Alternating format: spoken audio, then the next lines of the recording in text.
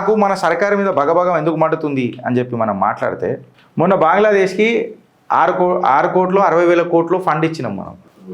ఈరోజు భారత్ 5,000 టన్నుల diesel బంగ్లాదేశ్కి Iran war పరిస్థితులలో బంగ్లాదేశ్ బాగా స్ట్రెయిన్ అవుతుందట, మనము 5,000 టన్నుల డీజిల్ పంపించినమాట. ఇప్పుడు చెప్పుర్రా భయ్, మోదీ చెప్పనించికి ఛాతీ అని చెప్పి నేను ఎట్లా పొగడాలి?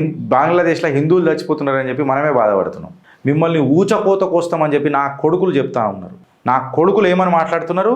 భారత్ తెరే టుకుడే ఉంగే అని చెప్పి మాట్లాడుతున్నారు. నా కొడుకులు ఏమని మాట్లాడుతున్నారు? We will bleed India with 1000 cuts అని చెప్పి మాట్లాడుతున్నారు. వాడు సపోర్ట్ ఎవరితో తీసుకుంటున్నాడు? పాకిస్తాన్తో తీసుకుంటు. మళ్ళీ ఈ చెప్పనించికి ఛాతీకి యాదొస్తలేదా?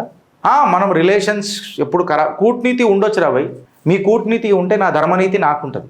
నేను దీన్ని ఇంటర్నేషనల్ ఇట్లా నడవది, నువ్వు ప్రధానమంత్రివా, నీకు అవకాశం ఉందా? నేను ప్రధానమంత్రిని కాదు కాబట్టి ఇట్లా మాట్లాడుతున్నా. నేను ప్రధానమంత్రిని అయితే అది వేరే విషయం ఉంటుండే.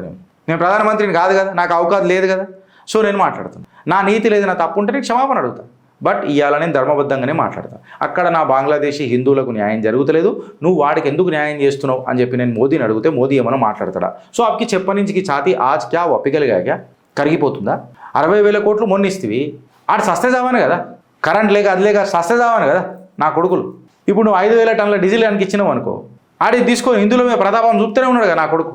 సిగ్గు ఆడుకుందా లేదా సిగ్గు మనకు లేదా? ఇలా మీరు మేము కామెంట్ రూపంలో చెప్పురు ఫ్రెండ్స్.